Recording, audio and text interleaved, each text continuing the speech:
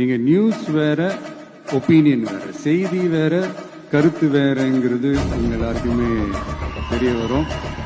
இப்பெல்லாம் பாத்தீங்கன்னா நிறைய இந்த மெயின் ஸ்ட்ரீம் மீடியாவுக்கு ஈக்குவலா நிறைய இந்த சோசியல் மீடியா சேனல்ஸ்லாம் இந்த நல்லது கெட்டது இந்த ஒப்பீனியன்லாம் கிரியேட் பண்றாங்கல்ல, அதெல்லாம் நீங்க பாத்தீங்கன்னா ரொம்ப ஈஸியா ஒரு நல்லதை கெட்டதாகவும் கெட்டதும் நல்லதாகவும் நல்லவங்களை கெட்டவங்க மாதிரியும் கெட்டவங்களை நல்லவங்க மாதிரி இந்த மாதிரி புரணி பேசி ப்ரொஜெக்ட் பண்றதெல்லாம் இந்த மீடியா சோசியல் மீடியாலலாம் நம்ம பாக்குறோம் இல்லையா. நீங்க எல்லாமே பாருங்க, நீங்க எல்லாமே படிங்க, பட் எது உண்மை பொய்ன்னு மட்டும் அனலைஸ் பண்ண மட்டும் கத்துக்கோங்க.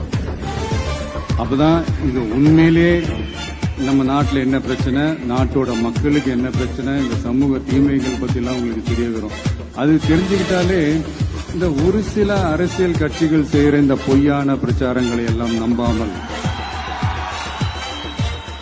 எது கரெக்ட், எது தப்பு, எது உண்மை பொய்ன்னு இது அனலைஸ் பண்ணி பார்த்துட்டு நல்ல தலைவர்களை தேர்ந்தெடுக்கக்கூடிய ஒரு விசாலமான ஒரு உலக பார்வை உங்களால வளர்த்துக்க முடியும்.